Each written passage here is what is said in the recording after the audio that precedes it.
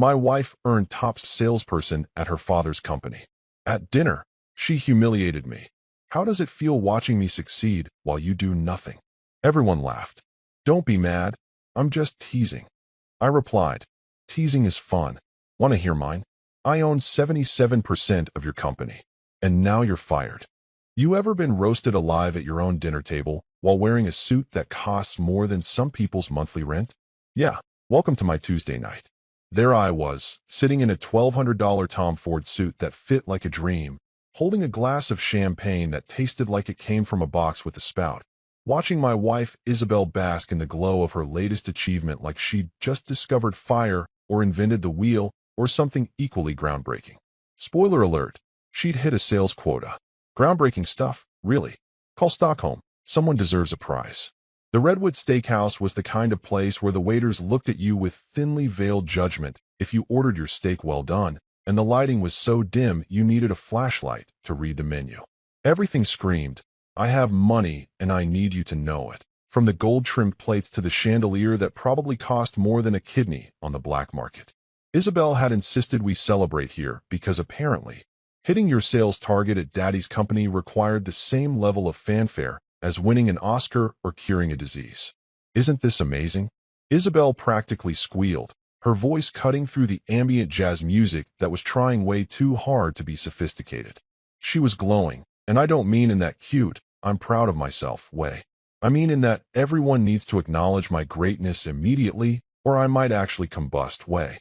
Her blonde hair was styled in those perfect waves that probably required a small army of professionals and enough hairspray to punch another hole in the ozone layer. Her dress was designer. I knew because she'd mentioned the brand approximately 47 times while getting ready. The table was packed with all the usual suspects. Her father, Gerald Kenton, sat at the head like some kind of corporate king, his receding hairline glistening under the chandelier lights. He had that look that successful middle-aged white guys always have. The one that says, I peaked in the 80s, and I'm still dining out on those glory days. Next to him sat Monica from accounting, whose entire personality consisted of agreeing with whatever Isabel said, and Trevor from marketing, who had the annoying habit of clapping at inappropriate moments like he was perpetually stuck at a pep rally. Miles. Isabel grabbed my arm with the kind of grip that suggested affection, but felt more like a vice. Did you hear what Daddy just said? They're considering me for regional director. That's wonderful, honey, I said, taking a sip of the disappointing champagne. I wondered if expensive restaurants did this on purpose. Serve garbage alcohol so you'd appreciate the overpriced food more by comparison.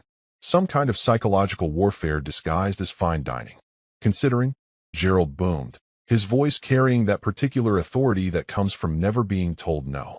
She's already got it in the bag. My daughter, the youngest regional director in Kenton Holdings history. He raised his glass, and everyone else scrambled to do the same like some kind of coordinated flash mob. Trevor started clapping. Of course he did. I smiled and nodded, playing the part of the supportive husband while mentally calculating how much this dinner was going to cost, and whether the stakes would at least be worth the inevitable heartburn. Isabel launched into a detailed explanation of her latest sales strategy, using words like synergy and paradigm shift with the confidence of someone who'd watched one too many TED Talks. Her colleagues hung on every word like she was revealing the secrets of the universe instead of describing how she'd convinced some clients to sign contracts they probably didn't need. The key, she said, gesturing with her champagne glass in a way that made me nervous about potential spillage, is understanding the client's pain points and positioning yourself as the solution. It's not rocket science, but not everyone has the natural talent for it. She shot me a look. That look, the one that said, unlike some people at this table who do nothing all day. I'd seen that look before. Hell, I'd seen it so many times I could probably paint it from memory at this point. Miles, you must be so proud. Monica chimed in, her voice dripping with that fake sweetness that made my teeth hurt. Having such a successful wife. Oh, I'm drowning in pride, I said deadpan, seriously considering building a shrine. Isabel laughed, but it had an edge to it. He jokes, but really, Miles has been so supportive while I've been climbing the ladder. Haven't you, babe? The thing about loaded questions is that they're like landmines wrapped in pretty paper. There was no right answer here. Agree to enthusiastically, and you look desperate. Disagree, and you're the bad guy. So I did what I'd learned to do over 3 years of marriage to Isabel Kinnan. I smiled and said something vague. I do what I can. Which is what, exactly? This came from Bryce, one of Isabel's colleagues from the sales department. He had that cocky smirk that screamed, I drive a leased BMW, and think I'm hot stuff. I mean, no offense, man, but what do you actually do? The table got quiet. Not the comfortable kind of quiet, but that awful tension-filled silence where everyone's suddenly very interested in their water glasses and the pattern on their napkins. Isabel jumped in before I could answer. Miles does freelance work. Tech stuff, mostly. It's very flexible. Flexible. That was her favorite word for unemployed. Never mind that I'd sold a software company for enough money to buy a small island. Never mind that I had more in my investment portfolio than most of these people would see in their lifetimes.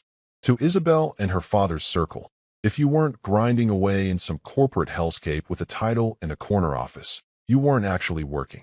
Tech stuff, Gerald repeated, his tone suggesting I'd just admitted to being a professional nose-picker. Well, that's nice. Trevor clapped again. I was starting to think he had a neurological condition. The food arrived, overpriced cuts of meat that were admittedly cooked to perfection, though I'd never give this place the satisfaction of admitting it out loud. Isabel continued holding court, regaling everyone with tales of her professional conquests while I focused on my steak and wondered if this was what purgatory felt like. Expensive, uncomfortable, and full of people who thought disruption was a personality trait. Then came dessert, and with it, the moment that would change everything. Isabel stood up, champagne glass in hand, her face flushed with wine and self-satisfaction. I want to make a toast, she announced, and everyone immediately shut up and turned to look at her like she was about to announce the second coming. To strong women who lift men up, by showing them how it's done. The table erupted in laughter. Gerald practically choked on his scotch. He was laughing so hard. Monica clapped along with Trevor this time, creating a horrible symphony of enabling behavior. Then Isabel turned to me, her eyes glinting with that particular brand of malice that people mistake for playfulness. So, Miles, tell everyone, how does it feel watching me succeed while you do nothing all day? The table leaned in, waiting for my response like spectators at a Roman gladiator match. Some looked uncomfortable, but most were barely hiding their amusement. This was entertainment for them, the successful woman and her underachieving husband, a modern comedy. Let me paint you a picture of my life before that glorious dinner where I metaphorically set fire to my wife's ego. Around Kinnan Holdings, I was basically invisible, not in a cool superhero way, but in that sad who invited this guy way that makes you question your life choices. I was known as Isabel's plus one, the husband who showed up to company events wearing nice clothes and a polite smile, nodding along while people talked about quarterly earnings and market penetration like it was the most riveting conversation since sliced bread learned to talk. Oh, you're Isabel's husband, they'd say, as if that was my entire identity.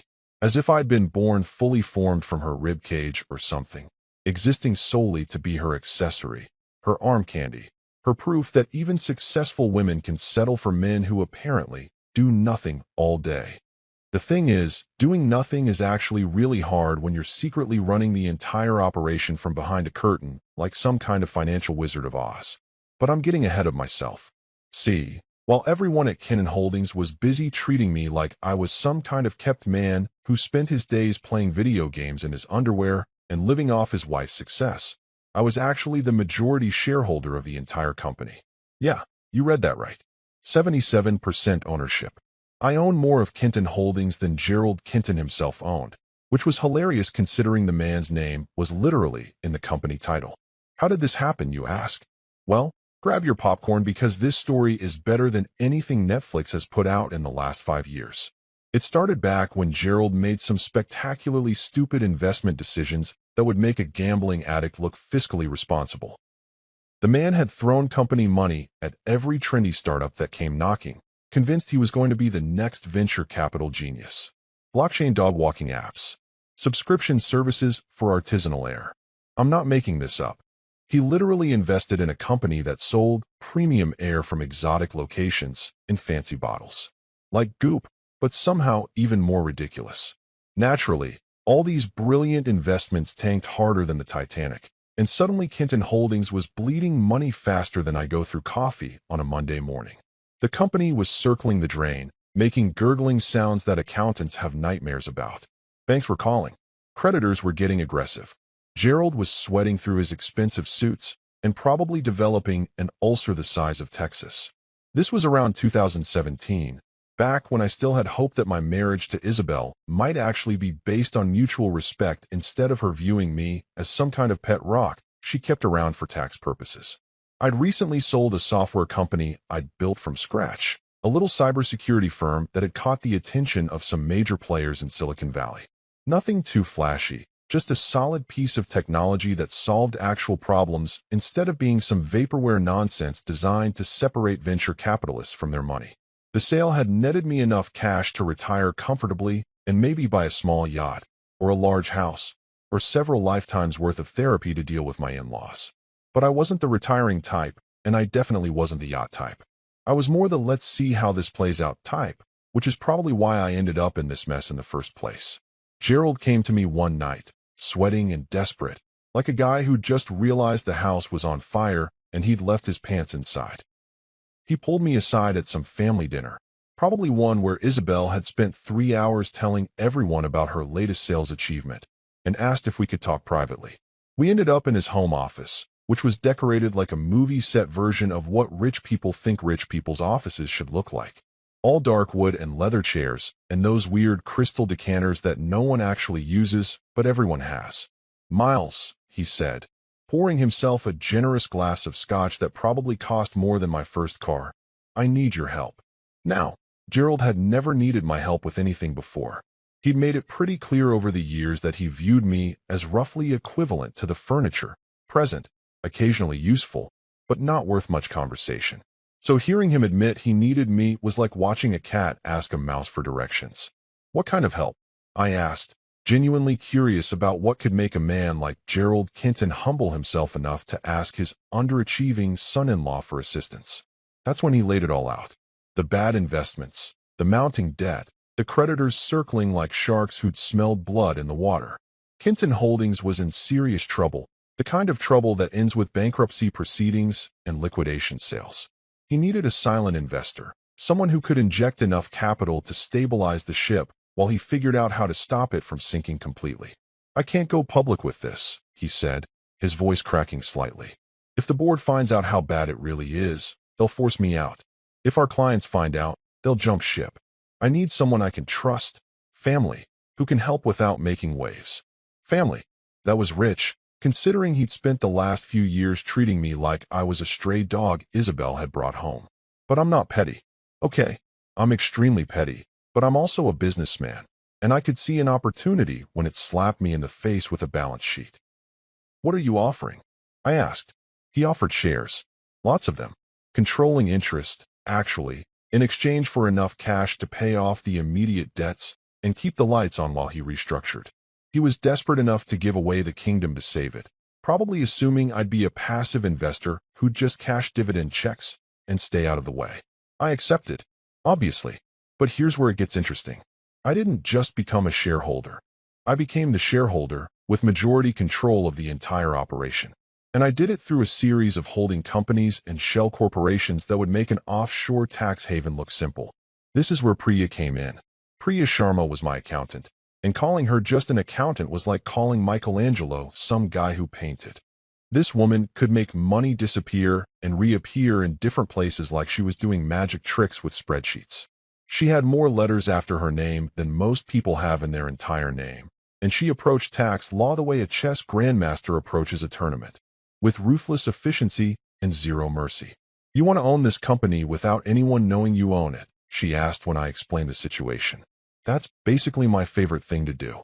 She set up a network of holding entities that were so complex they made a Russian nesting doll look straightforward. LLCs owning stakes in other LLCs, trusts holding shares through intermediaries, the whole 9 yards. On paper, if you looked at Kenton Holdings' ownership structure, you'd see a bunch of boring corporate names that meant nothing to anyone. You'd never see my name anywhere near the top of the pyramid. But I was there. Oh, I was definitely there. 77% ownership, with voting rights and everything. I could fire anyone, approve any major decision, veto any strategy one didn't like. I was essentially the puppet master, except instead of strings, I had bylaws and shareholder agreements. And I did all of this while Isabel thought I was working on freelance coding gigs. Every time she asked what I was up to, I'd mutter something about debugging software or optimizing algorithms, and her eyes would glaze over like I'd started speaking ancient Sumerian. She had zero interest in what I actually did, which made the whole secret owner thing remarkably easy to pull off. The best part?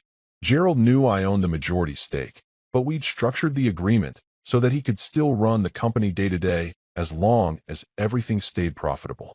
It was in my best interest to let him do his thing and stay out of the spotlight. I wasn't interested in board meetings or corporate strategy sessions. I just wanted my investment protected and the company stable. All right, let's rewind the tape back to 2017, a glorious year when people were still pretending fidget spinners were a legitimate investment opportunity and everyone thought cryptocurrency was going to replace actual money. It was also the year Gerald Kenton's financial empire came dangerously close to collapsing like a house of cards in a wind tunnel, and I somehow became the secret owner of his entire operation without anyone being the wiser.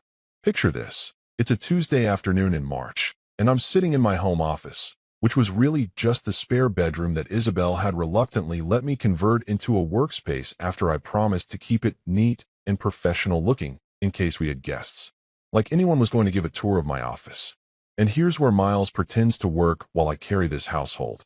I could hear her saying in my head, "My phone rings. Unknown number." Normally, I'd let it go to voicemail because the only people who call from unknown numbers are either scammers trying to tell me my car's extended warranty is expiring or robots who want to discuss my student loans. But something told me to answer this one. "Miles Brooks," I said, leaning back in my chair. "Miles, it's Gerald." His voice sounded like he'd been gargling gravel mixed with anxiety. "We need to talk. In person. Today if possible." Now, Gerald Kenton didn't do spontaneous meetings. The man scheduled his bathroom breaks 3 days in advance and probably had a PowerPoint presentation ready for breakfast conversations. So hearing him sound desperate and disorganized was like watching a penguin suddenly sprout wings and fly. Theoretically possible, but deeply unsettling. "Sure," I said, checking my calendar, which was, let's be honest, completely empty. "I can do today. Come to my office. 6 o'clock. And Miles." He paused. "Don't mention this to Isabel." Oh, this was getting interesting. Gerald never kept secrets from his precious daughter. She was his golden child, his protege, the one who could do no wrong even when she did literally everything wrong. If he was cutting her out of the loop, something was seriously broken. I showed up at Kenton Holdings headquarters at exactly 6 o'clock, wearing jeans and a button-down shirt, because I'd learned that dressing too formally made people nervous and dressing too casually made them dismissive. The building was one of those modern glass structures that looked like someone had stacked a bunch of transparent boxes on top of each other and called it architecture. Very look how innovative we are, while being completely generic. The receptionist, a young guy named Marcus who always looked like he'd rather be literally anywhere else, barely glanced up as I walked past. "Mr. Kenton's expecting you. Top floor." The elevator ride gave me time to wonder what fresh hell I was walking into. Maybe Gerald wanted to borrow money for another one of his brilliant investment schemes. Maybe he was finally going to acknowledge that I existed as a human being rather than just his daughter's questionable life choice. Maybe aliens had landed and he needed my tech expertise to communicate with them. Okay, probably not that last one. Gerald's office was bigger than my first apartment and decorated like a museum exhibit on excessive wealth through the ages. The mahogany desk probably cost more than a luxury car, and the view overlooked the entire city like he was some kind of corporate god surveying his domain. Except his domain was currently on fire, financially speaking. He wasn't alone. Sitting across from his desk was a woman I'd never seen before, mid-50s, steel gray hair cut in a severe bob, wearing a pantsuit that screamed, "I will destroy you in court and enjoy it." She had a leather briefcase open on her lap and the kind of expression that suggested she'd heard every excuse in the book and wasn't impressed by any of them. "Miles, this is Patricia Thornton," Gerald said, gesturing to the woman like he was introducing me to the Grim Reaper. "She's our corporate attorney, and, well, she's going to explain the situation." Patricia looked at me over her glasses with the kind of assessment usually reserved for livestock at auction. Mr. Brooks, Gerald tells me you recently sold a software company for a substantial sum. Define substantial, I said, sitting down in one of the unnecessarily fancy chairs. 7 figures. Maybe 8.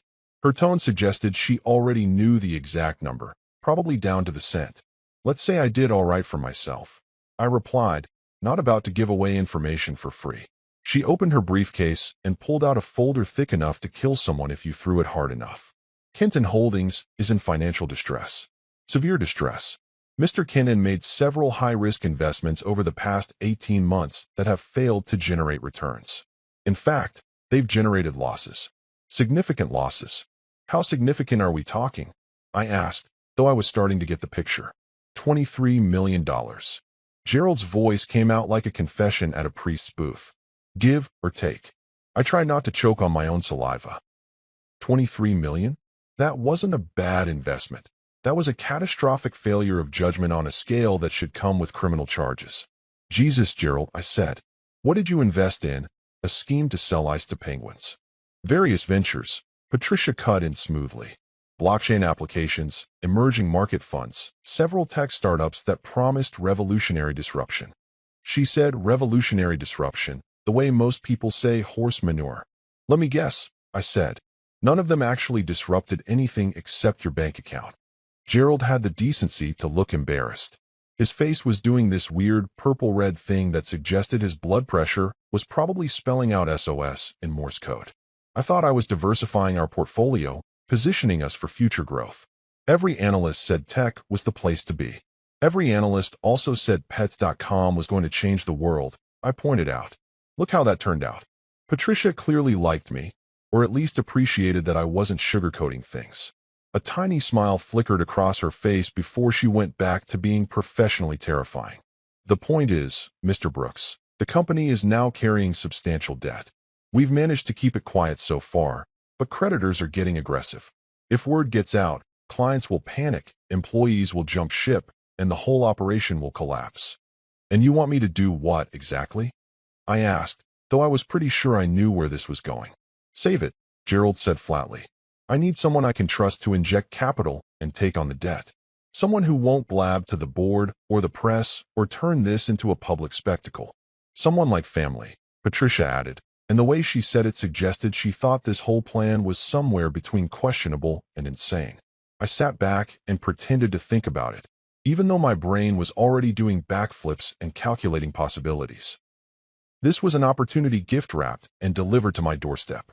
Gerald was desperate enough to offer me anything, which meant I could negotiate from a position of strength for possibly the first time in our entire relationship. What's in it for me? I asked. Shares, Gerald said quickly. Substantial equity in the company. We can work out the details, but I'm talking significant ownership stake. How significant? He exchanged a glance with Patricia, who looked like she wanted to object, but knew better. Controlling interest. Majority stake. Enough to make this worth your while. I let that hang in the air for a moment, watching Gerald squirm. This man who'd spent years treating me like I was barely qualified to carry his daughter's purse was now offering me control of his life's work. The irony was so thick you could spread it on toast. I want 77%, I said finally. Patricia actually gasped. Gerald turned a shade of purple that probably wasn't medically advisable. 77? Miles, that's more than controlling interest. That's complete ownership. You're right, I agreed cheerfully. It is. But here's the thing, Gerald, you need me more than I need you. I could walk out right now and go buy a beach house in Malibu. You, on the other hand, are about 3 months away from bankruptcy proceedings and having your name become synonymous with corporate failure. So yeah, I want 77%. Take it or leave it. The silence that followed was beautiful. Patricia was looking at me with something approaching respect, and Gerald was doing mental calculations that probably involved selling body parts to avoid this deal. There's one more condition, I added. This stays completely quiet. I don't want my name anywhere near the public ownership records. We structure this through holding companies, trusts, whatever it takes. As far as anyone knows, especially Isabel, I'm still just the guy who does freelance coding. Why? Gerald asked, genuinely confused. I smiled. Let's just say I prefer working behind the scenes. More fun that way. Living with Isabel Kennan was like being trapped in a never-ending infomercial where you're the before picture and she's the miraculous product that fixes everything. Except in this version, the product never stops reminding you how broken you are and how lucky you should feel that it even bothers to be in the same room as you. Let me set the scene of a typical Tuesday evening in the Brooks Kennan household. Yes, she insisted on the hyphenated last name, but only for herself. I was just Brooks, plain and simple, because apparently adding Kenton to my name would somehow dilute her brand or whatever corporate buzzword nonsense she'd picked up from her latest leadership seminar. I'd be sitting on our overpriced couch, the one she'd insisted we buy from some boutique furniture store where the salespeople wore all black and looked at you like you were personally responsible for climate change if you asked about the price, trying to read a book or watch something mindless on TV. Then Isabel would come home from work, and it was like someone had flipped a switch labeled Activate Narcissism Mode. Babe, you'll never believe what happened today, she'd announce, dropping her designer bag on the counter with the kind of dramatic flair usually reserved for Broadway productions. She wouldn't wait for me to respond. That would require acknowledging I might have thoughts or opinions worth hearing. I closed the Henderson account. Do you know how long people have been trying to land Henderson? 2 years. 2 years. And I did it in 3 meetings. That's great, honey, I'd say, marking my page and resigning myself to another evening of the Isabel show. Great? Miles, it's phenomenal. It's career-defining. Marcus from sales literally cried when he found out. Actually cried, like tears running down his face. She'd pour herself a glass of wine. Always white, always expensive, always from some vineyard she'd discovered during a team-building retreat that was really just an excuse to day drink in Napa Valley. Meanwhile, what did you do today? Let me guess. Worked on another coding project that'll never actually launch. There it was. The little jab, delivered with a smile and a head tilt that was probably meant to look affectionate, but came across more like a cobra sizing up a mouse. These microaggressions were her specialty, tiny cuts disguised as concern or teasing that were designed to remind me of my place in the household hierarchy. Something like that, I'd reply, because explaining that I'd actually spent the day reviewing quarterly reports from the company she worked for, the company I secretly owned, would have ruined the whole beautiful irony of the situation. You know what you should do, she'd continue, settling onto the couch next to me, but somehow making it feel like she was still standing on a pedestal. You should talk to Daddy about getting a position at Kennan Holdings. I'm sure we could find something for you. Maybe in IT. You're good with computers, right? The fact that she'd been married to me for 3 years and still reduced my entire professional skill set to good with computers was both insulting and hilarious. It was like describing a brain surgeon as pretty decent with knives. But I learned early on that correcting Isabel was about as productive as teaching a brick wall to do calculus. I appreciate the offer, I'd say, but I'm good doing my own thing. Your own thing. She'd repeat it like I'd just said I was pursuing a career in professional thumb wrestling. Miles, at some point you need to think about building something substantial. A real career, not just little freelance gigs here and there. Don't you want to be successful? This was her favorite topic, my apparent lack of ambition and success. Never mind that I'd built and sold a software company that was currently being used by 3 Fortune 500 companies. Never mind that my little freelance gigs had generated enough wealth to fund a small nation's GDP. In Isabel's world, success was measured by how many people you could boss around and whether you had a fancy title on a business card. I am successful, I'd point out, though I knew it was pointless.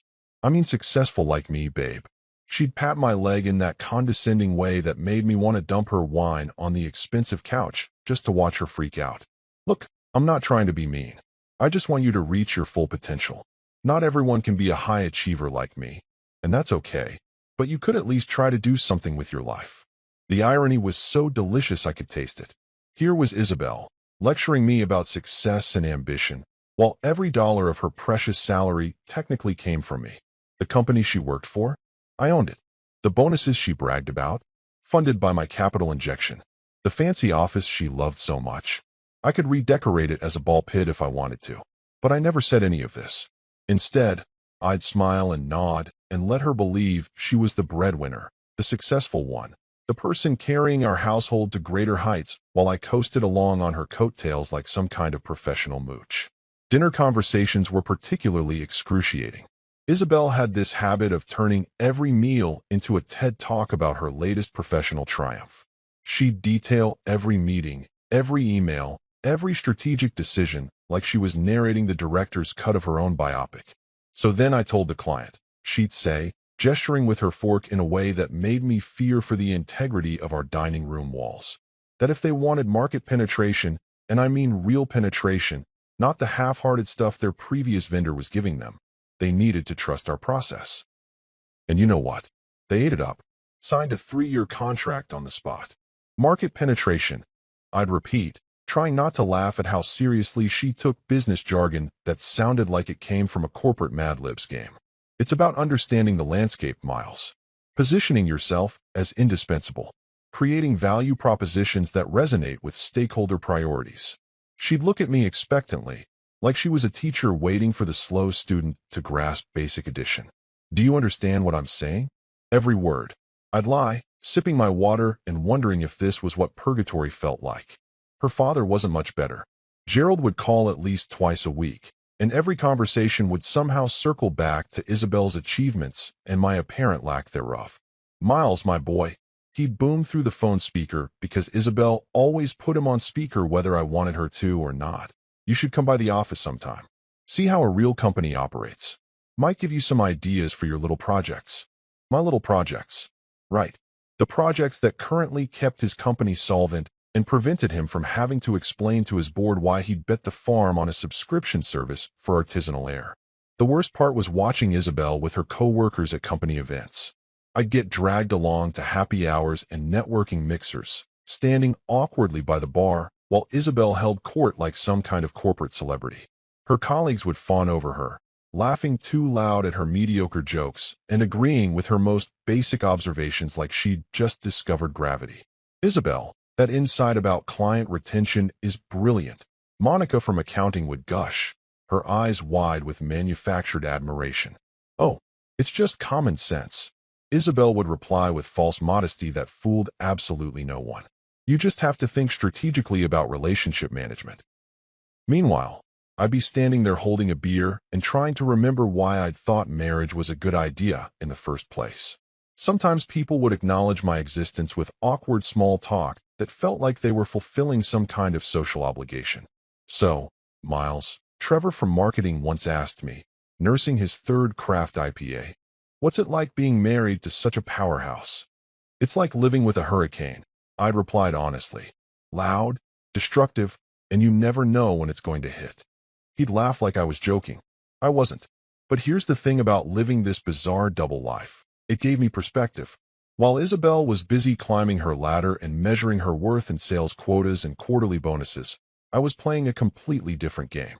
She thought life was about titles and recognition and making sure everyone knew how successful you were. I knew life was about leverage, patience, and the beautiful satisfaction of letting people underestimate you right up until the moment you prove them catastrophically wrong. Every condescending comment, every dismissive remark, every time she introduced me as my husband who does tech stuff, I filed it away. Not out of spite, exactly, though let's be honest, spite was definitely a factor. But more because I knew that someday, somehow, all of this would come full circle in the most spectacular way possible.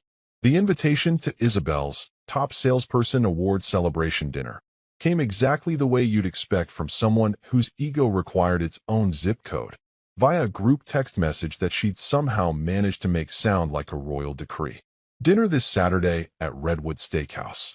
The message read, complete with champagne bottle emojis and that little celebration popper emoji that people use when they want you to know something exciting is happening whether you care or not. 7 p.m. sharp. Celebrating my latest achievement. Dress code, impressive. Can't wait to celebrate with my favorite people. I was lying on the couch when the text came through, watching some documentary about deep-sea creatures that were somehow less terrifying than my wife's social planning skills. My phone buzzed. I read the message, and I felt my soul try to evacuate my body through my eye sockets. Saturday, I called out to Isabel, who was in the bedroom doing whatever mysterious ritual she did that required 17 different skincare products and cost more than most people's car payments. "Yes, Saturday," she yelled back, her voice muffled by what I assumed was some kind of rejuvenating face mask made from the tears of angels or crushed diamonds or whatever rich people put on their skin. "It's going to be amazing, Miles. Everyone who matters will be there. Everyone who matters." That was Isabel speak for everyone who can witness my greatness and make me feel important. The guest list, which she'd thoughtfully included in a follow-up text because apparently one message wasn't enough, read like a greatest hits album of people I'd rather avoid. Her father, Gerald, Monica from accounting who laughed at everything Isabel said like she was auditioning for a sitcom laugh track, Trevor from marketing who clapped at inappropriate times, Bryce from sales who drove a leased BMW and wouldn't shut up about it, and a few other assorted co-workers whose names I could never remember because they all had the same personality, aggressively mediocre with delusions of grandeur. "Do I have to go?" I asked, already knowing the answer but feeling obligated to at least try to escape. Isabel emerged from the bedroom, her face covered in some green substance that made her look like she was auditioning for a swamp monster movie. "Of course you have to go. You're my husband. What would people think if you weren't there? What would people think?" They'd probably think I was the smart one for avoiding this train wreck, but I kept that observation to myself. Right? Wouldn't want people to think things. Exactly. She completely missed my sarcasm, which was pretty much our entire relationship in a nutshell. "And Miles, please try to be engaged, supportive. You know, act like you're interested in what people are saying even if you're not. So basically lie with my face. It's called being social, babe. You should try it sometime." She disappeared back into the bedroom, leaving me alone with my documentary and the growing sense of dread that Saturday was going to be a special kind of hell. The week leading up to the dinner was like watching someone plan a campaign for their own coronation. Isabel spent hours agonizing over what to wear, trying on at least 15 different dresses and asking my opinion on each one, then completely ignoring whatever I said and picking something entirely different. She called the restaurant multiple times to confirm the reservation, change the reservation, add people to the reservation, and probably asked them to spell out, "Isabel is amazing," in rose petals on the table for all I knew. "This is a really big deal, Miles," she said on Friday night, the eve of the big event. We were in bed, and she was scrolling through her phone, probably reading articles about how to be even more insufferable. Top salesperson isn't just an award. It's a statement. It says I'm the best. People respect that. People respect a lot of things. I replied, staring at the ceiling and wondering if this was what my life had become, lying in an expensive bed next to someone who viewed human relationships as a competitive sport. Humility, for instance. People seem to respect that. "Humility is for people who don't have anything to brag about," she said, completely serious. "When you're as successful as me, people expect confidence. They want to see that you know your worth." I turned to look at her, this woman I'd married 3 years ago who'd somehow transformed from someone I thought I loved into a walking LinkedIn profile. "And what's your worth exactly?" "More than most people," she replied without hesitation. "That's what tomorrow's about, Miles. Showing everyone that I've made it, that I'm someone who matters." Saturday arrived with all the enthusiasm of a dental appointment. I spent the morning working out, not because I was particularly fitness obsessed, but because punching a heavy bag was therapeutic when you couldn't punch actual people.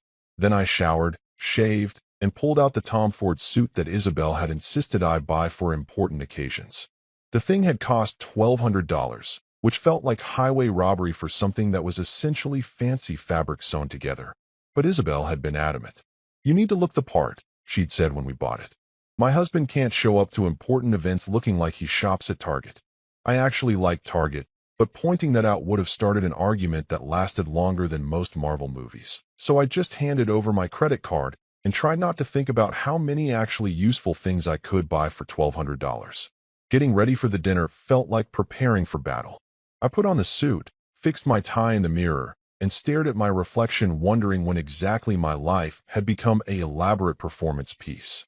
Isabel emerged from her 2-hour preparation ritual looking like she was about to walk a red carpet.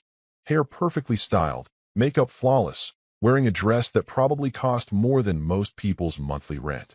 "How do I look?" she asked, doing a little turn. Like someone who's about to make tonight all about herself, I said honestly. She beamed like I'd just given her the best compliment ever. Perfect. That's exactly what I'm going for. The drive to Redwood Steakhouse was an exercise in patience. Isabel spent the entire 20-minute trip giving me instructions like I was a child about to meet the president. Be supportive, Miles. Smile when people are talking. Try not to look bored. And please, please don't talk about your coding stuff or whatever it is you do all day. Nobody wants to hear about that. What should I talk about then? I asked, navigating through traffic while she checked her makeup in the visor mirror for the 17th time. Just let me do the talking. You can nod and agree. That's supportive husband behavior. So I'm basically a prop. You're my partner, she corrected, though it sounded exactly like she meant prop. This is my night, Miles. I need you to understand that. Everything tonight is about celebrating my achievement, and I need you to be okay with that. I was more than okay with it, actually. In fact, I was counting on everyone being focused on Isabel, because what I had planned was going to be so much sweeter when delivered in front of her entire fan club.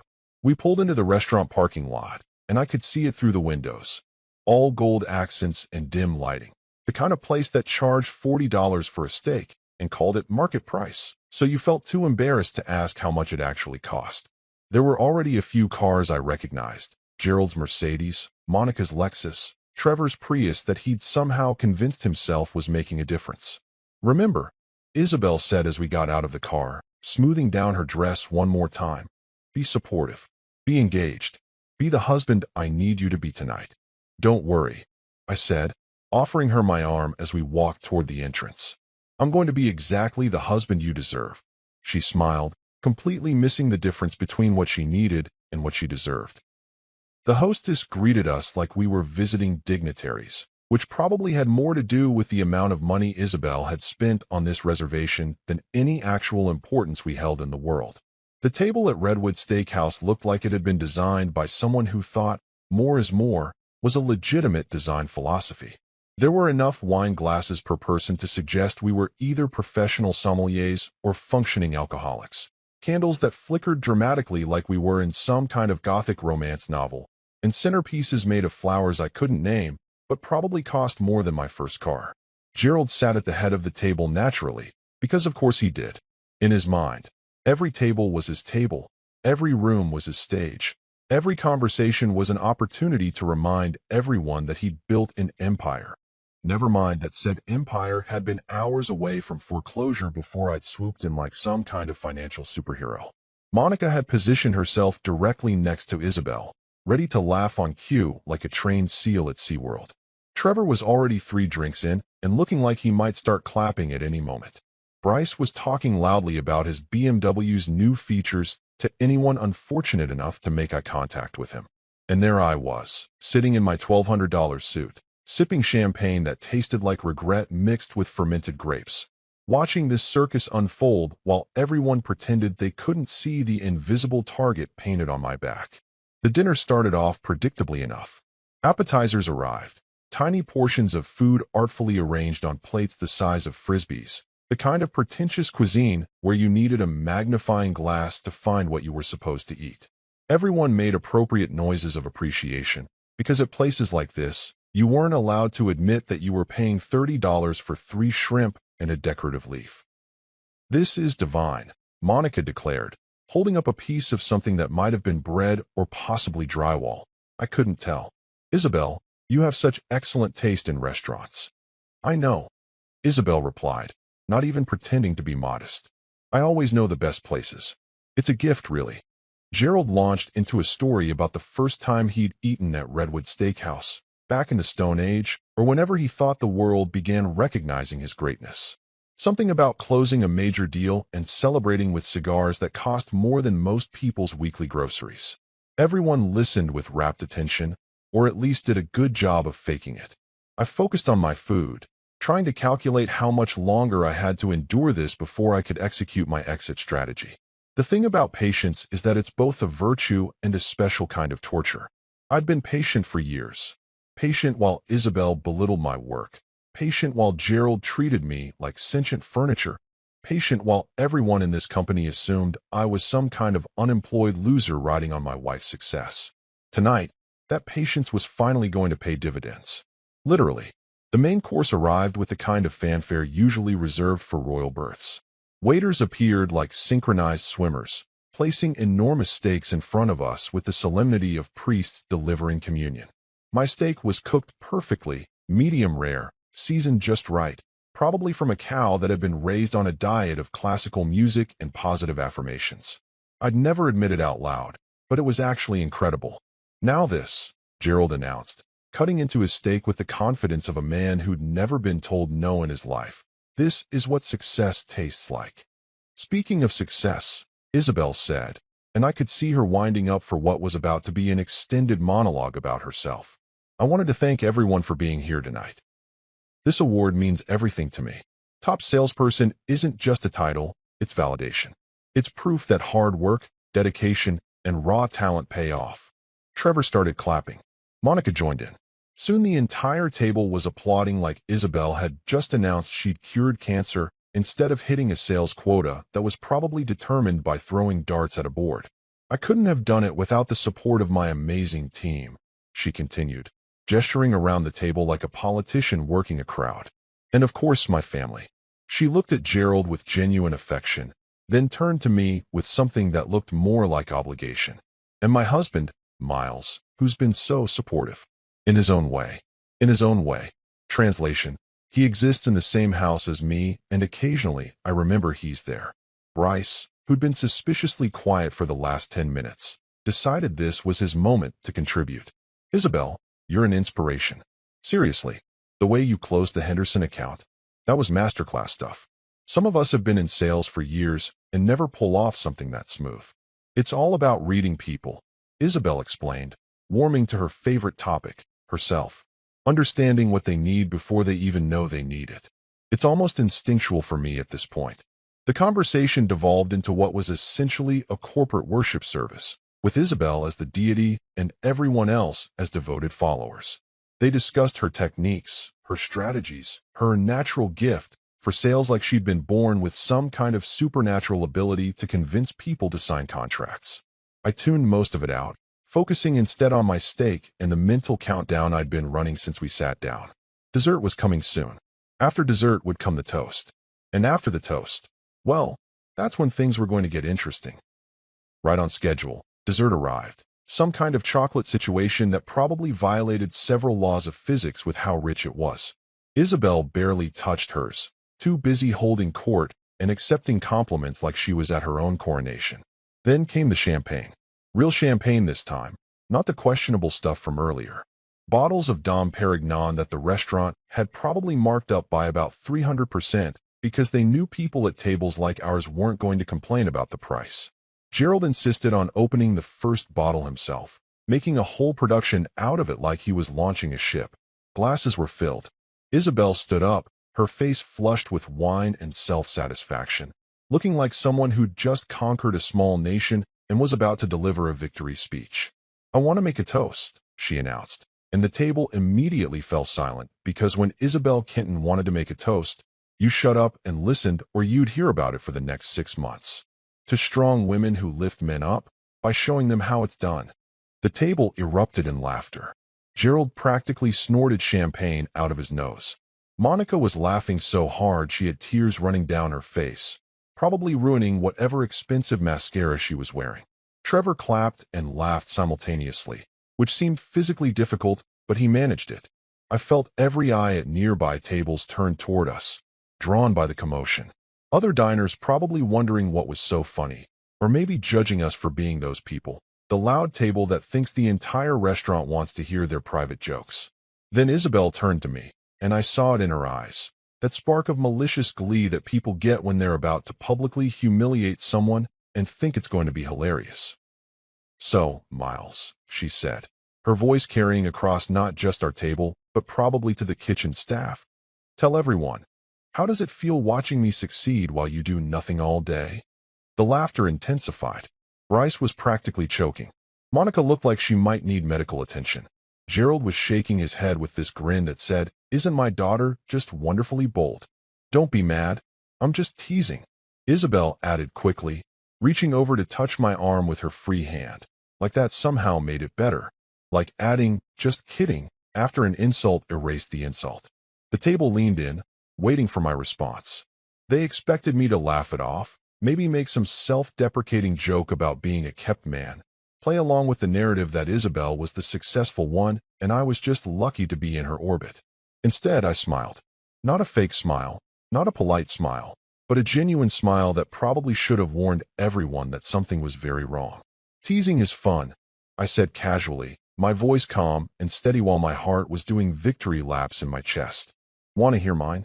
Isabel's smile faltered slightly, but she nodded, probably thinking I was going to make some harmless joke about her shopping habits or her obsession with sales metrics. I reached into my jacket pocket and pulled out an envelope. Nice thick paper, the kind lawyers use when they want you to know the contents are serious. I slid it across the table toward Isabel, watching her confused expression as she picked it up. "What's this?" she asked, still smiling, but with an edge of uncertainty creeping into her voice.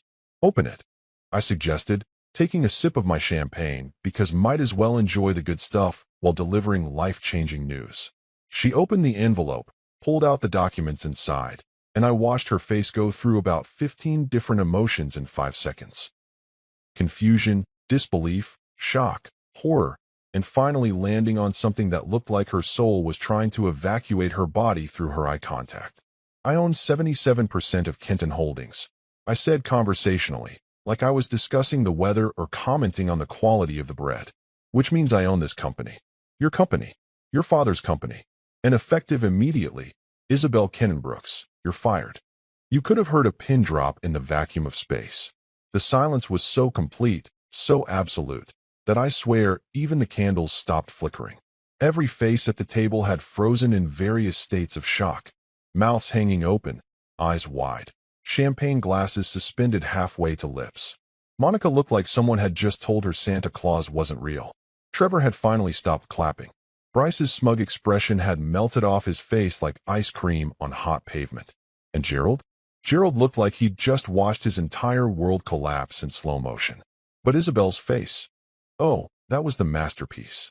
That was years of condescension, years of being treated like I was nothing, years of finding myself purpose and being a high achiever, all crashing down in one spectacular moment of realization. "You," she started, but no other words came out. I stood up, adjusted my $1,200 suit, and smiled at the table. "Thanks for dinner, everyone. The steak was excellent. Really top-notch. 5 stars, would recommend." The thing about dropping a nuclear bomb in the middle of a fancy steakhouse is that the shockwave takes a moment to hit. For about 3 seconds after I announced that I owned the company and Isabel was fired, nobody moved. It was like someone had pressed pause on reality, freezing everyone in this beautiful tableau of shock and horror that I wished I could have captured in a photograph and hung on my wall. Then reality unpaused, and all hell broke loose. Isabel's jaw literally dropped open, so far I was worried it might dislocate. Her face cycled through colors like a malfunctioning traffic light. Red, white, purple, back to red. The documents I'd slid across the table were still in her trembling hands, and she was staring at them like they were written in ancient hieroglyphics instead of plain legal English. "You," she stammered, and I'd never heard her stammer before. Isabel was always articulate, always ready with a quick response or a cutting remark. Watching her struggle to form words was like watching a seasoned actor forget their lines on opening night. "You can't. This isn't. What the hell is this?" Gerald snatched the documents out of her hands with enough force that he almost ripped them. His face had gone from its normal ruddy color to something approaching eggplant purple, which probably wasn't great for his blood pressure, but was absolutely fantastic for my entertainment. He scanned the pages, his eyes moving faster and faster like he was hoping the words would change if he read them quickly enough. "This is impossible," he muttered, flipping through page after page of legal documentation that Patricia Thornton had prepared with the kind of thoroughness that made her hourly rate seem almost reasonable. "Miles, you can't just, we had an agreement." "We did have an agreement," I confirmed, still standing because sitting down would have ruined the dramatic effect of my exit. "An agreement where I bought 77% of your company in exchange for saving it from bankruptcy. Remember that? 2017? Tuesday afternoon in your office? You were sweating through a suit that probably cost more than most people's cars."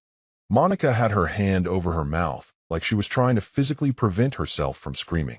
Trevor had finally stopped clapping, probably a record for him, and was staring at me like I'd just revealed I was actually an alien who'd been studying human behavior. Bryce kept looking between his phone and the documents Gerald was clutching, probably trying to calculate if this was going to affect his BMW lease.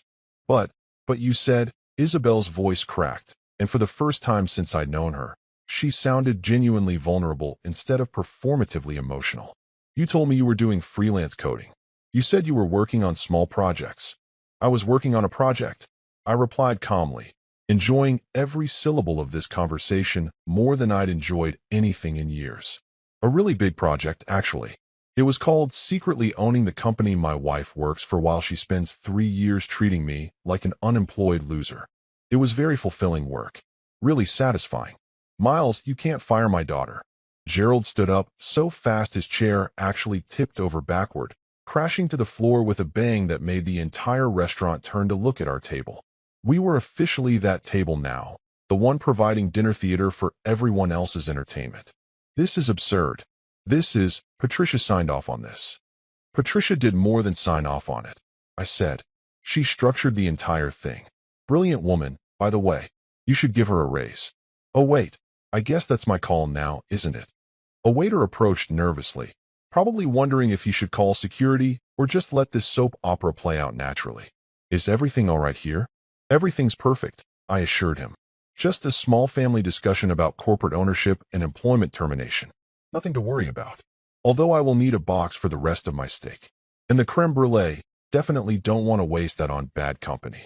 The waiter looked like he desperately wanted to be anywhere else, but he nodded and scurried away like his life depended on it. Smart man. You bastard, Isabel hissed, and there were actual tears forming in her eyes now. Real tears. Not the crocodile tears she could summon on command when she wanted sympathy or attention.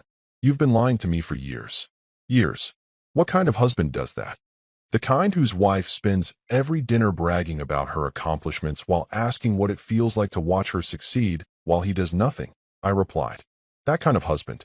The kind who gets introduced as my husband who does tech stuff, like he's some kind of embarrassing hobby you picked up and can't quite figure out how to get rid of. Monica finally found her voice. This is insane. Miles, you can't seriously expect anyone to believe you've been running the company this whole time. I haven't been running it, I corrected. Gerald's been running it, doing a mediocre job, by the way. I've just been owning it. There's a difference. Although now that I'm thinking about it, maybe some operational changes are in order, starting with a complete restructuring of the sales department.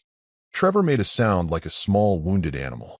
Bryce had gone pale, probably realizing that his BMW bragging rights might be short-lived if I decided to clean house. Daddy, do something, Isabel pleaded, turning to Gerald with desperation written all over her face. It was weird seeing her like this, stripped of all that confidence and bravado, reduced to asking her father to fix her problems like she was a kid who'd gotten in trouble at school. But Gerald wasn't looking at Isabel. He was looking at me with an expression that combined rage, humiliation, and grudging respect. You planned this, he said slowly. This whole thing. You've been planning this for years. Planning is a strong word, I said. I prefer patiently waiting for the perfect moment. Which, by the way, thank you, Isabel, for providing tonight. That little speech about watching you succeed while I do nothing?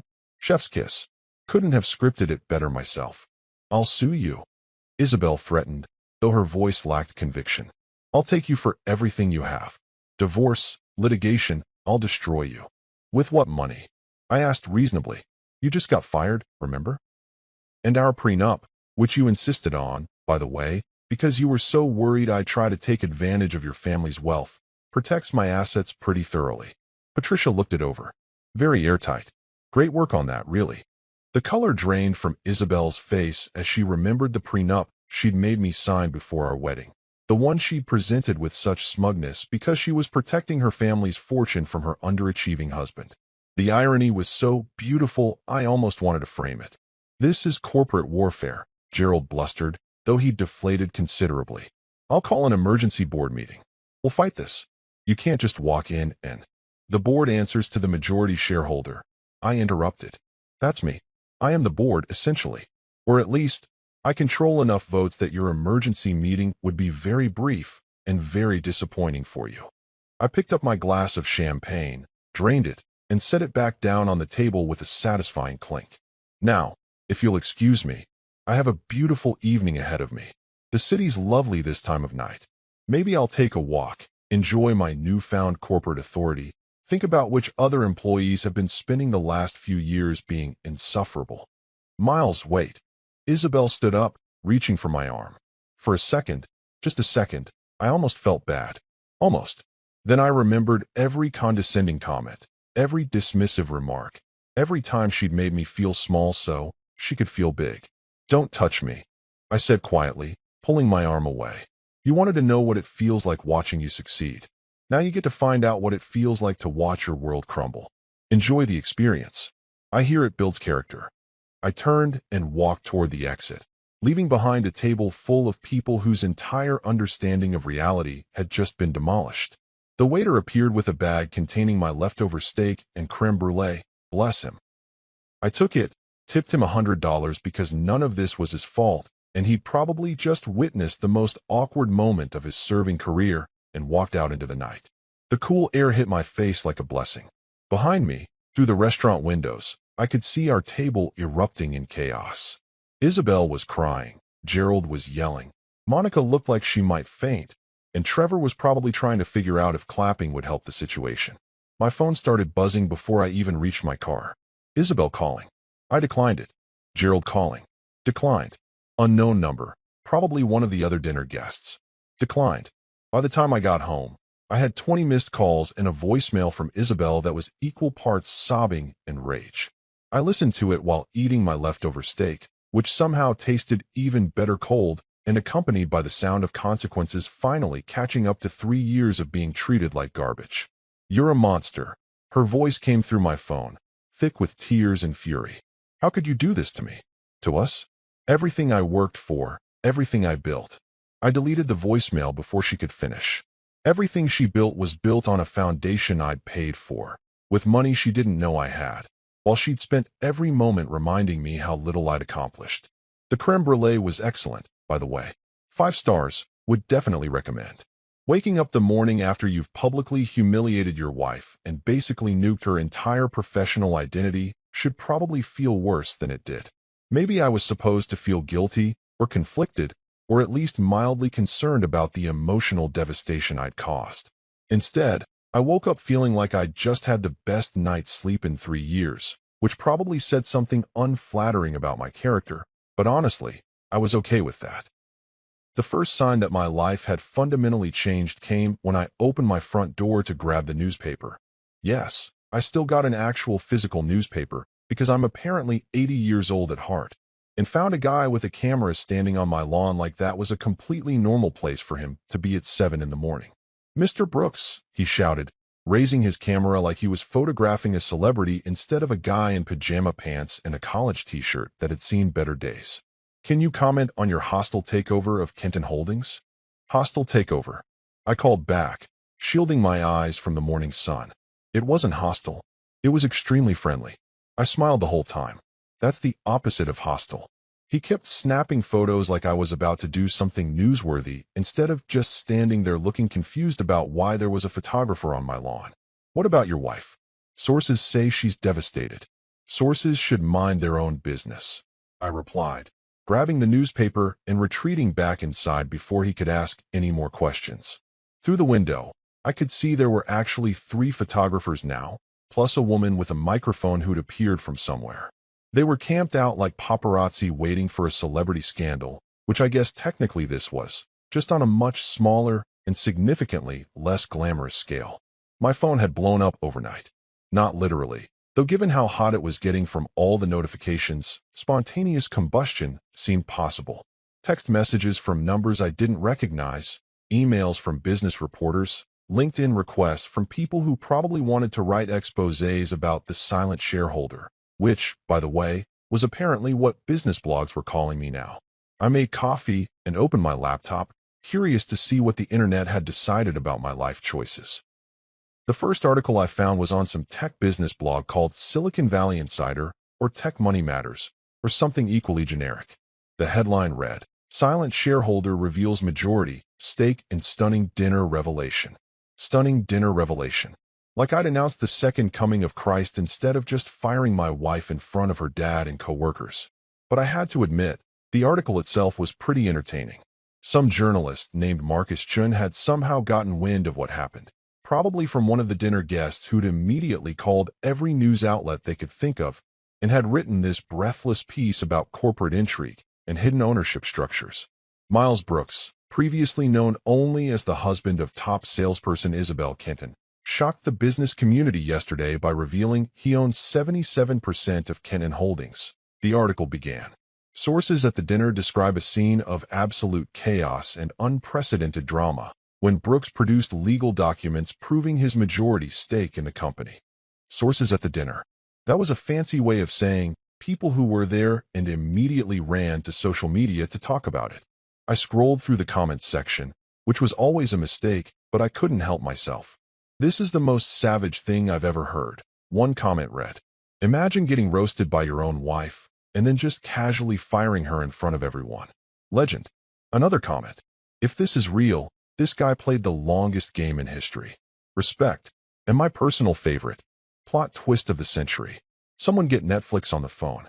There were dozens of articles by mid-morning. Who is Miles Brooks, the man behind Kenton Holdings? And from silent partner to majority shareholder. An unlikely story, and how one man secretly owned his wife's company. That last headline made it sound vaguely scandalous, like I'd done something illegal instead of just making a smart investment and keeping my mouth shut about it. The best part was watching Isabel try to control the narrative. She'd posted something on LinkedIn, because of course she had. That was equal parts damage control and delusion. Recent developments in my family life have led to some unexpected changes in my professional situation, she'd written. While I'm no longer with Kenton Holdings, I'm excited to explore new opportunities and challenges. Sometimes change, even when difficult, opens doors we didn't know existed. The post had about 300 comments, most of them variations of what happened and are you okay? And a few schadenfreude-filled ones like karma's a beautiful thing. She was trying to spin getting fired by her secretly wealthy husband as some kind of empowering career transition, which was honestly impressive in its audacity. My phone rang. Patricia Thornton. I answered on the second ring. You've created quite the spectacle, she said, and I could hear the amusement in her voice. There are reporters outside my office asking about the legal structure of your acquisition. I've had to give my assistant a crash course in saying no comment in 17 different ways. Sorry about that, I said, though I wasn't really sorry at all. Probably should have given you a heads up about the timing. The timing was perfect, actually. Brutal, but perfect. She paused. I assume you're calling about the company restructuring? How'd you know I was going to call? Because you're not the kind of person who fires his wife in public just for revenge. You have a plan. What is it? I like Patricia.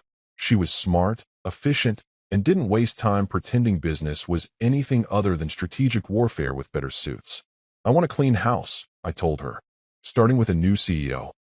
Someone competent who actually knows how to run a company instead of playing golf and investing in artisanal air businesses. Do you have someone in mind? Tara Lane. There was a pause. Tara Lane from Meridian Solutions?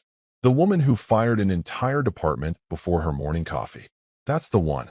She's ruthless, efficient, and she doesn't tolerate incompetence. Exactly what this company needs.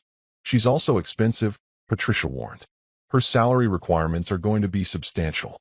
I own 77% of a multi-million-dollar company, I pointed out. I think I can afford substantial. Patricia made some notes. I could hear her pen scratching across paper. I'll reach out to her people. What about Gerald? What about him? He still owns 23%. He's going to fight you on this. Every change, every decision, every restructuring plan. He's not going to go quietly. Good, I said. I like a challenge. Besides, 23% isn't enough to stop anything. He can fight all he wants. He'll lose. By noon, the photographers outside had multiplied like rabbits. There were at least 6 of them now, plus 2 news vans, and what looked like a college kid with a phone trying to live stream my house for TikTok or whatever platform the youths were using these days. I ordered Thai food for delivery just to watch them get excited when the delivery driver showed up, only to be disappointed when it was just pad Thai instead of me making a statement. The restructuring happened faster than I expected. Tara Lane agreed to a video call that afternoon. She was currently in Singapore doing whatever high-powered executives do in Singapore, probably making other executives cry. She appeared on my laptop screen looking exactly like her reputation suggested. Sharp blazer, sharper expression, hair pulled back in a way that meant business. "Mr. Brooks," she said, no preamble or small talk. "I've been reading about you all morning." Quite the story. "Yeah, it's been a weird 24 hours, I admitted. "I don't do weird," she said flatly. "I do results. Your company is a mess. Bloated departments, redundant positions, an old boys club mentality that should have died in 1987. If I take this position, I'm gutting everything that doesn't work and rebuilding from scratch. Are you prepared for that?" "That's literally exactly what I want." She smiled for the first time, and it was kind of terrifying. "Then we have a deal. Send me the contracts. I'll be there Monday." Gerald tried to call an emergency board meeting, exactly like I'd predicted. It lasted approximately 15 minutes before the board, most of whom were smart enough to recognize which way the wind was blowing, voted in favor of every change I proposed. New CEO, department restructuring, revised compensation structures that rewarded actual merit instead of who played the best golf or who'd been there the longest. By the end of the week, Kenton Holdings looked nothing like it had before. Tara Lane had arrived like a force of nature and immediately started making changes that probably should have been made years ago. The toxic hierarchy that had rewarded yes-men and punished innovation was being dismantled piece by piece. And Isabel? She spent the week posting inspirational quotes on social media about resilience and new beginnings, which I'm pretty sure she copied from a motivational poster at a dentist's office. Finding myself, she captioned one photo of her at a coffee shop, laptop open like she was working on something important instead of probably just scrolling through job listings and crying into her latte. I sent her a text, the first communication we'd had since the dinner. Google Maps might help with the finding yourself thing. They're really good at locating lost items. She didn't respond, but I like to think she appreciated the suggestion. A week after the media circus began its slow fade into internet obscurity, replaced by some celebrity scandal and a viral video of a cat doing something adorable, I was finally starting to enjoy the peace and quiet of my new life as that guy who publicly fired his wife. It was Tuesday evening. I was on my couch in sweatpants and a t-shirt that advertised a coding conference from 2015, eating leftover Chinese food straight from the container like a civilized person, when someone started pounding on my door. Not knocking, pounding. The kind of desperate banging that suggested either an emergency or someone who'd forgotten how doorbells worked. I considered ignoring it. The photographers had finally given up camping outside my place after realizing I wasn't going to give them any more dramatic moments to capture. My lawyer had advised me to lay low and let the dust settle, which was fancy attorney speak for stop doing newsworthy things for 5 minutes. But the pounding continued, and curiosity won out over my desire to finish my Kung Pao chicken in peace. I opened the door, and there stood Isabel. Except this wasn't the polished, perfectly put-together Isabel who'd spent 3 years of our marriage looking like she'd stepped out of a business magazine photo shoot. This was Isabel at her most human, mascara running down her face in dark streaks that made her look like a sad raccoon, hair that had clearly been pulled into a ponytail sometime last week and then forgotten about, wearing yoga pants and an oversized sweatshirt that I was pretty sure used to be mine. "Miles," she said, and her voice cracked immediately. Not the performative crack she'd use when she wanted sympathy from her dad or her coworkers, but a real, genuine break that suggested she'd been crying for approximately 17 hours straight. "Isabel," I replied, still holding my container of Chinese food because I wasn't about to let a dramatic moment ruin my dinner. "You look terrible. Can I come in?" She wiped at her face with her sleeve, making the mascara situation somehow worse. "Please." Every instinct I had screamed at me to say no, to close the door and go back to my Kung Pao chicken and the documentary about World War II submarines I'd been watching. But there was something different about her, something that made her seem less like the woman who'd spent years belittling me and more like an actual human being who was going through something genuinely difficult. "Fine," I said, stepping aside. "But if you touch my Chinese food, this conversation is over." She walked in slowly, looking around the apartment like she was seeing it for the first time, even though she'd lived here with me until about 3 days ago, when she'd moved back in with her parents.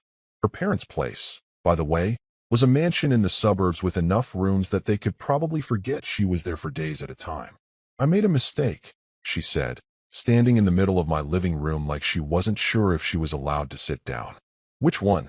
I asked, settling back onto the couch with my food. You've made several recently. Want to be more specific? Mocking you. At the dinner. In front of everyone. She wrapped her arms around herself. I didn't know, Miles. I swear to God, I had no idea you owned the company. If I'd known, you would have what? Been nicer to me? Treated me with respect. I set down my Chinese food, suddenly not hungry anymore. That's the thing, Isabel. You only would have been different if you'd known I had power. That's not respect. That's just self-preservation. She flinched like I'd slapped her, and tears started flowing again. Real tears, not the calculated ones she could summon when she needed them. You're right, she whispered. You're completely right. I was awful to you. For years. I treated you like you were nothing. Less than nothing, I corrected. You treated me like I was a burden you were forced to carry while you achieved greatness. Like I was dead weight you kept around out of some misguided sense of obligation. I know. She finally sat down, collapsing into the chair across from me like her legs couldn't support her anymore. My dad called you furniture once, remember?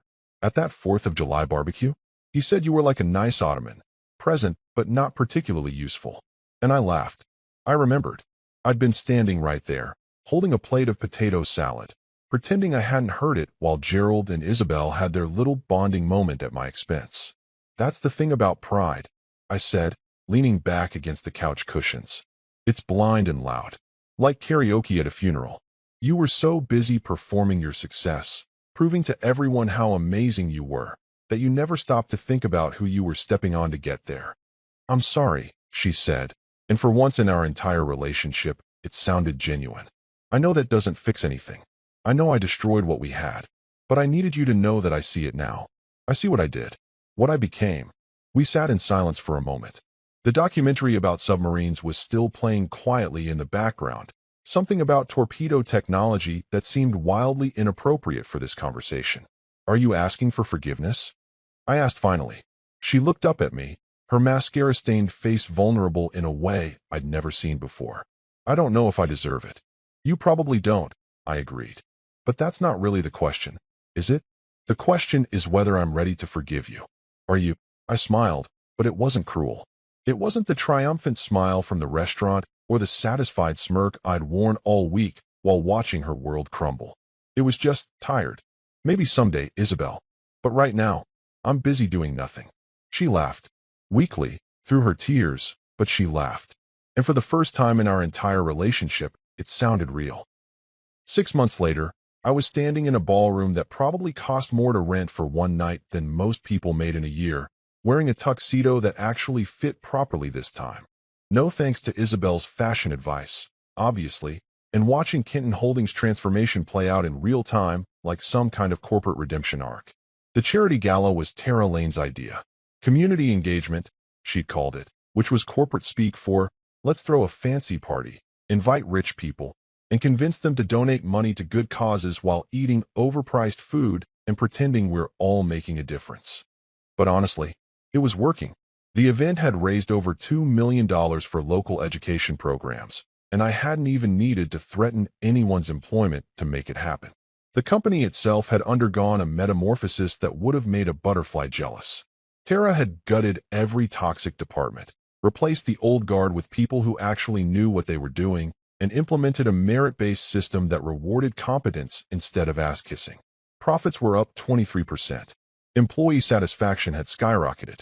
Even the office plants looked healthier, though that might have been because someone finally remembered to water them. Gerald still owned his 23%, and he still showed up to board meetings where he'd grumble about newfangled methods, and back in my day, like he was some kind of corporate fossil. But his complaints carried about as much weight as a protest sign made of cotton candy. The board had seen the numbers, recognized that Tara's leadership was actually working, and basically told Gerald to sit down and enjoy his dividend checks. Isabel had landed on her feet, kind of. She'd gotten a job at a competing firm where she was doing well enough, though I heard through the grapevine. And by grapevine, I mean LinkedIn stalking, which is totally normal and not creepy. that she'd become significantly less insufferable. Apparently, public humiliation and professional devastation had taught her some humility. Character development through catastrophe. You love to see it. We'd signed divorce papers 3 months ago. It was surprisingly civil, probably because the prenup she'd insisted on made everything clean and simple. She got to keep her pride, what was left of it anyway. I got to keep literally everything else. Patricia had called it the smoothest divorce settlement I've ever processed, which felt like an accomplishment worth celebrating.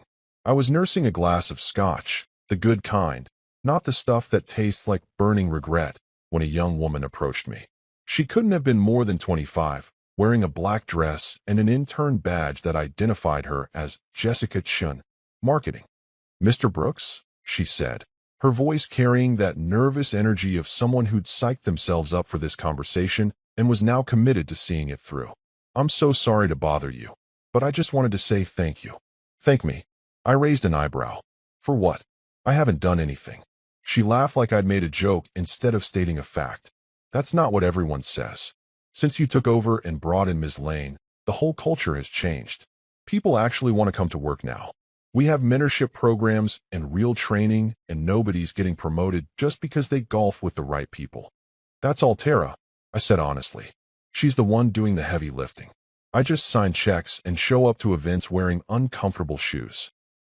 "But everyone talks about how you turn the company around," Jessica insisted, her eyes bright with that earnest admiration that young professionals have before corporate America beats it out of them. "About how you saw what needed to change and made it happen. What's your secret?" I took a sip of my scotch, considering the question. Around us, the gala continued, people laughing, networking, performing their roles in this elaborate theater of wealth and philanthropy.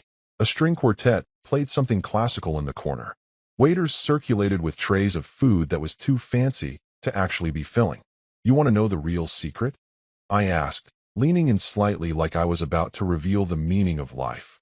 "Do nothing. Quietly. Long enough for everyone else to underestimate you." She looked confused, like she'd expected some profound business wisdom about synergy and disruption and whatever other buzzwords people threw around in MBA programs. "Do nothing?" "Well, not literally nothing," I clarified. "But people confuse noise with productivity. They think if you're not constantly announcing your achievements and making sure everyone knows how busy you are, then you're not accomplishing anything. Meanwhile, the people actually getting stuff done are working quietly, building their positions, waiting for the right moment to make their move." Jessica nodded slowly, processing this. "So it's about patience?" "Patience and letting people show you who they really are," I said. "When you're underestimated, people stop performing for you. They drop the mask. They show their true colors. And that's when you learn everything you need to know about who deserves your trust and who deserves to be fired in front of their entire social circle at an overpriced steakhouse." She laughed again, and I realized she probably thought I was being metaphorical instead of describing my actual life choices. "That's actually really good advice. Thank you, Mr. Brooks." She wandered off to network or whatever interns do at charity galas, leaving me alone with my scotch and my thoughts. Through the floor-to-ceiling windows, I could see the city lights stretching out like a constellation of possibilities. Somewhere out there, Isabel was probably at her own company event, performing her role as the reformed career woman who'd learned valuable lessons about humility. Gerald was probably at home, seething about how his son-in-law had outmaneuvered him. Monica and Trevor were likely still working at some other company, clapping and laughing on cue for a different terrible boss. And I was here. No longer the invisible husband, the underestimated plus one, the guy who supposedly did nothing while his wife conquered the corporate world. I was the majority shareholder, the secret architect, the man who'd played the longest game and won. When I walked out of that gala into the cool night air, the city felt different, lighter somehow, like I'd finally stepped out of someone else's shadow and into my own light.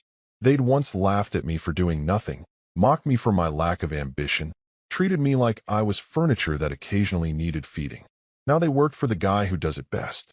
And honestly, that felt pretty damn good.